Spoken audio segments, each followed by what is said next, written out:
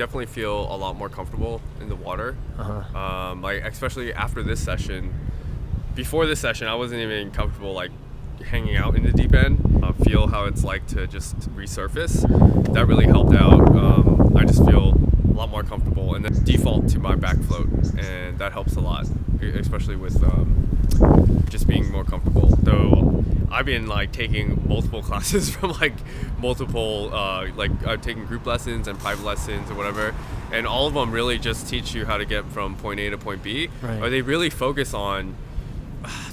focus on the stroke.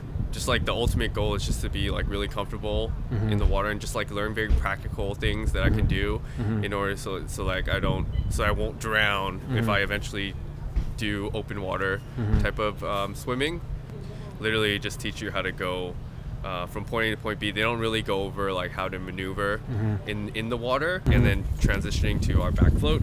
Like that's something that we never did in one of our group classes or whatever. Gotcha. And I think that really helped. Okay. Natural with, because in paid lessons we have like a set time frame and they're just trying to get you going, and here we're just a more relaxed environment. I was able to learn that I am a floater because I thought I was a sinker since I guess while doing like freestyle I just couldn't get water in, and the teachers were saying your legs are too low and it's causing you to sink, so I just thought I was a sinker until we started practicing like the bobbing and just knowing what my natural buoyancy was and just getting comfortable. It helped me realize that I am actually a natural floater, which has made me way happier now. That I can, in a panic, I can always just learn to, if I get one breath of air, I can turn over, get my back, just kind of recompose myself, and just kind of take some time, get grasp that I'm not going to drown now, I'm just going to float, and then just turn back over, get my head back in the water, and try doing different strokes again.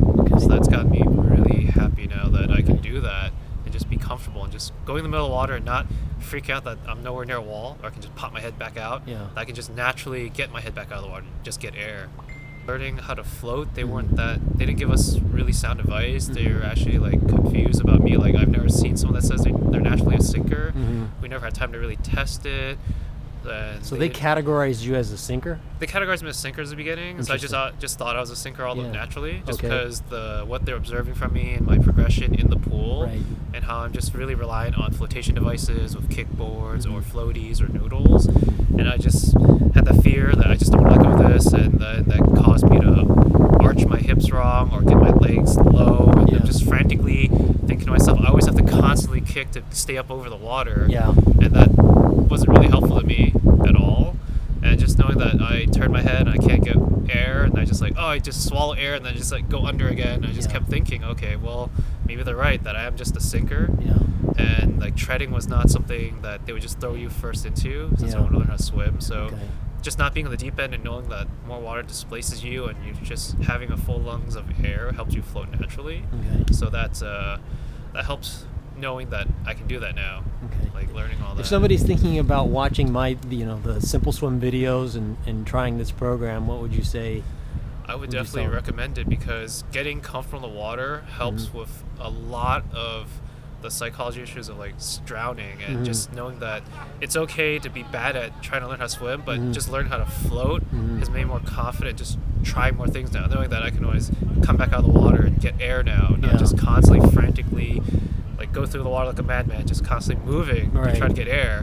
I could just take a breath of air, go on my back, and just, okay, I'm good, I get air, I can try this again now. How long do you think you could stay in water now? I think almost indefinitely, as long as I don't get tired or it's too cold. Like just constantly reminding myself, be calm, lean back, and just get my hips up and just focus on that, and just kind of just relax and have fun with it. So that's completely different than where you were before. Before I just kept thinking I need to constantly move. I'm just constantly get air as fast as I can and then try to move again and keep moving. But now I can just hold my breath and just sit there and just relax and be very calm about it.